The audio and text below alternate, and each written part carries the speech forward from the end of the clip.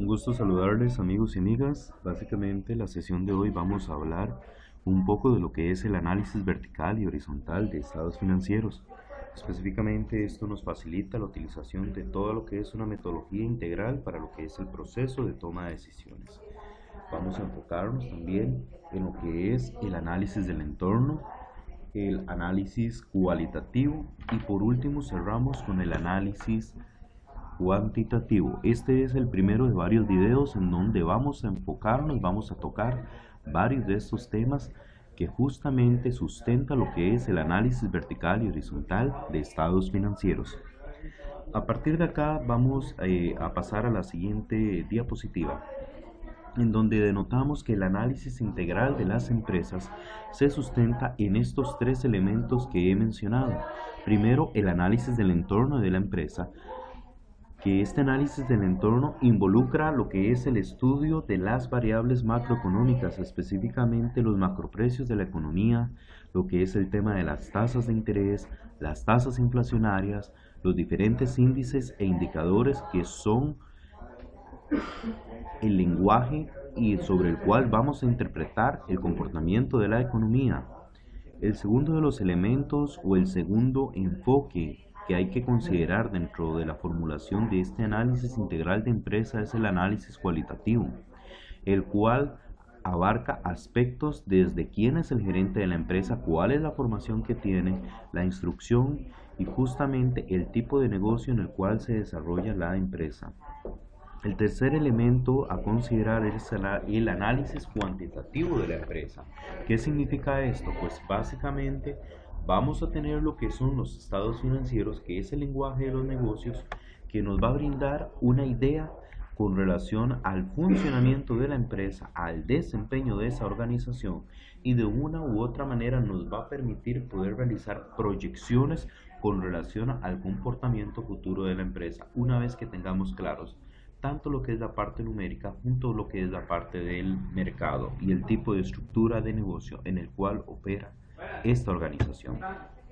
Dentro del análisis del entorno de la empresa vemos todo lo que es la situación y las perspectivas del entorno político, económico y social, desde elementos tan básicos y tan sencillos como el índice de precios del consumidor, que al fin y al cabo de una u otra manera nos brinda una idea de cómo va esa tasa inflacionaria, es decir, si hay inflación en la economía, si hay un crecimiento sostenido de los precios o si más bien hay una hiperinflación o hay deflación o hay estanflación. Entonces son elementos de corte económico que consideramos. También lo que es el tema de las tasas de interés, específicamente el tipo de interés nominal, el tipo de interés real. Recordemos que el tipo de interés real es el tipo de interés nominal menos lo que es la tasa inflacionaria.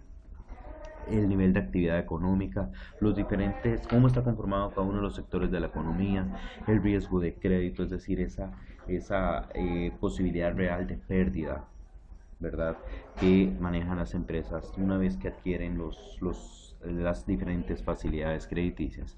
También lo que es la parte de la estabilidad política y también el Producto Interno Bruto, que recordemos que es esa sumatoria de los precios sobre los cuales tasamos los diferentes bienes y servicios que son producidos dentro de las fronteras de una economía, de una nación, considerando también lo que es que sea enmarcado en un año plazo. Ese análisis cualitativo de la empresa nos vamos a sustentar que este es el segundo elemento. El primero fue el análisis del entorno, el segundo es el análisis cualitativo. Vamos a iniciar realizando un FODA. Nos vamos a enfocar en lo que es las fortalezas, las oportunidades, las debilidades y las amenazas. Por ejemplo, en fortalezas podemos destacar lo que es el posicionamiento de una empresa. Significa esto una relación con el tema de la imagen y el prestigio, es decir, cómo está ubicada esa empresa dentro de la imagen o dentro de la estructura mental que tienen tanto los clientes, los proveedores, todo ese esquema, es decir, cuál es esa imagen. Cuando se nos viene Coca-Cola, por ejemplo, nos imaginamos alegría, nos imaginamos elementos donde compartimos con los diferentes tipos de familia que hoy hay, pero nos imaginamos alegría. Cuando hablamos tal vez de una empresa como Toyota, se me viene a la imagen Toyota en el caso de Costa Rica, que es una empresa en donde hubo un spot publicitario que decía no lo maneje, maltrátelo. Entonces estamos hablando de un vehículo que en algunos casos bajo las diferentes maneras, ya sea utilitario o tal vez lo que es el 4x4, son vehículos de mucha solidez y que de una u otra manera se refuerza la imagen de esta empresa, del uso de esa tecnología japonesa. También lo que es la parte de oportunidades, ya sea si la economía, y por eso sustento muchas de estas oportunidades está relacionado al análisis anterior, al análisis del entorno. Es decir, si por ejemplo una economía viene creciendo, ya sea exponencialmente o viene con un crecimiento sostenido dentro del manejo de los negocios, pues va a haber posibilidades de lanzar o descubrir nuevas necesidades, lo cual nos facilita a las empresas crecer desde la óptica de nuevos productos o ya sea si hay incremento en la demanda. Dentro de las debilidades específicamente nos enfocamos lo que es el tema de la falta de dinero, ya sea esto es a razón de manejo operativo de la organización, y en la parte de amenazas puede ser lo que es el tema de normativa o la escasez de mano de obra calificada. Si Intel hubiese venido o una empresa de alta tecnología en los años 70, 80 en Costa Rica, probablemente no hubiese encontrado mano de obra calificada. A partir de este escenario, estamos claros que también analizando el entorno, lo que es la parte de la perspectiva gubernamental ayuda. Por ejemplo, desde el año 1994, el ingeniero José María Tigueres Olsen, quien fuere el presidente de la República, además de traer a Intel, generó toda una revolución educativa, incorporando la enseñanza del inglés e incorporando la enseñanza de la educación, lo cual de una u otra manera fue entrenando el recurso humano, es decir, a la población costarricense para esta temática. Vamos a cerrar lo que es el Facebook por acá. Y también lo que vamos al tema de la normativa. Me refiero, perdón porque ando con un poco de gripe, a un ejemplo en el cual había también una normativa acá en Costa Rica que a los bancos privados no le permitían a estas instituciones privadas acceder a la captación de recursos, es decir, a utilizar dinero proveniente de las cuentas corrientes, porque no podían utilizar dinero de cuentas corrientes, es decir, no estaban habilitados por ley a realizar la apertura de cuentas corrientes para personas físicas y jurídicas. Entonces, de una u otra manera, le limitaban el ofrecimiento de una gama de productos o servicios a los clientes de los bancos privados, y también les limitaba o más bien les encarecía la utilización de los recursos financieros porque no podían acceder a estos instrumentos, es decir, el uso de las cuentas corrientes. Continuando con este análisis cualitativo, nos enfocamos a lo que es el tema de la parte directiva de la empresa, la parte del mercado que está en la empresa y la parte del cómo ejecuta la tarea de la empresa. ¿Qué significa esto? El quién. Ese quién, tal y como lo vemos acá, es desde quién es el líder de la empresa, qué gran implicación tiene, qué formación tiene, si conoce realmente el sector económico y si también tiene objetivos de largo plazo que están enmarcados dentro de toda esa postura estratégica de la empresa. El qué nos referimos a dónde está esa empresa. ¿Qué significa esto? Por ejemplo, ¿cuál es el sector? ¿Qué barreras de entrada tiene? ¿Cuáles son los productos y servicios que maneja? ¿Quiénes son los que tienen el poder de negociación acá?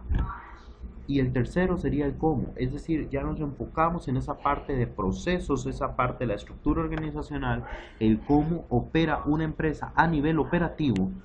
Continuando en los diferentes clientes, que no solamente estamos hablando de esos clientes externos, sino también esos clientes internos, todo ese tema de las políticas salariales, los reglamentos que maneja la empresa y demás, lo cual de una u otra manera sustenta también la parte financiera, es decir, cómo se maneja esa empresa.